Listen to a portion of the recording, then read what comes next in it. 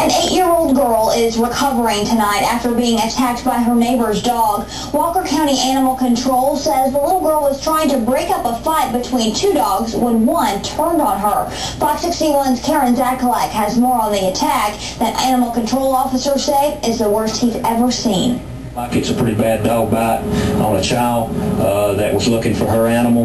Walker County Animal Control says an 8-year-old girl living next door wandered through the woods into this yard looking for her dog.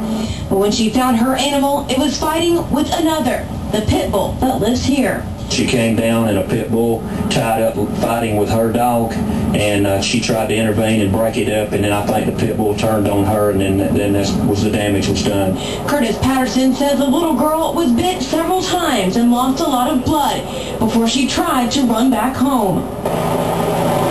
Lifeforce picked her up and rushed her to Thompson Children's Hospital. She was bit around the shoulder and the side on one side, and from what it appears, it seems to be a pretty bad dog bite.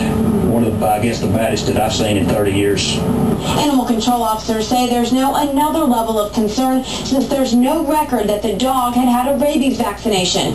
But they can't test the animal since the owner shot the dog in the head right after this happened. It could be a lot more serious.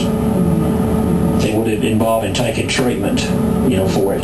That too, on top of the injuries. The owner, seen here on the porch, told officers they'd had the dog for more than 2 years, and it had never acted aggressively before, even around their own children. Patterson says there is no leash law in Walker County, but they are investigating whether anything could have been done to prevent the tragedy that an 8-year-old girl stumbled into. Another dog was involved, and then the kid gets in the way, and then you have your damage. Karen Zakalak, Fox 61, first at 10. Tonight, we're told that little girl remains in critical condition, and although there is no leash law in Walker County, Patterson says the owner of the dog will be charged since the animal did not have vaccination records. A little girl continues to fight for her life while her family, friends, and even strangers continue to pray. Good evening, I'm Latricia Thomas. Today, doctors performed more surgery again on 8-year-old Faith Guelde after a pit bull attacked her several days ago. Fox 61 reporter Will Carr spoke with Faith's family today and joins us now with the little girl's story. Will? Latricia, Faith's grandmother says she's conscious but very, very critical. She says right now they're just hoping to save her right arm and then plan for a long road to recovery. Wearing a pink and purple crown, 8-year-old Faith Guelde offers a bright smile while battling a gloomy situation. She was actually smiling at us. We all lined up out there in the hallway, told her she was our hero. On Friday, Faith's dog escaped from her family's property. When she found the pet, it was fighting with a pit bull in her neighbor's yard.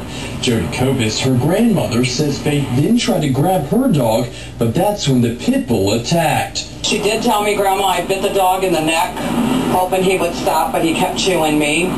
Faith sustained critical injuries and had to be flown by Lifeforce to Erlanger. After the attack, Faith was brought here to Thompson in Chattanooga, and her grandmother tells us she's already endured 40 hours of surgery, including one surgery today. It's horrible.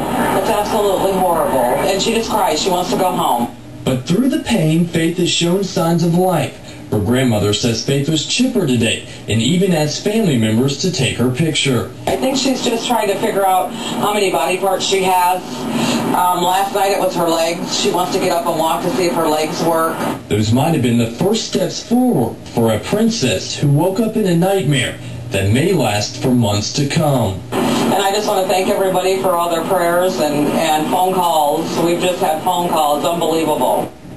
And Faith's family says that she will need more surgeries in the future, and they're not sure what her insurance will cover. Now, a fund has been set up to help pay for some of her medical expenses, and if you'd like to help, you can make a donation at any SunTrust bank in the Faith Guelde Benefit Fund. Latricia.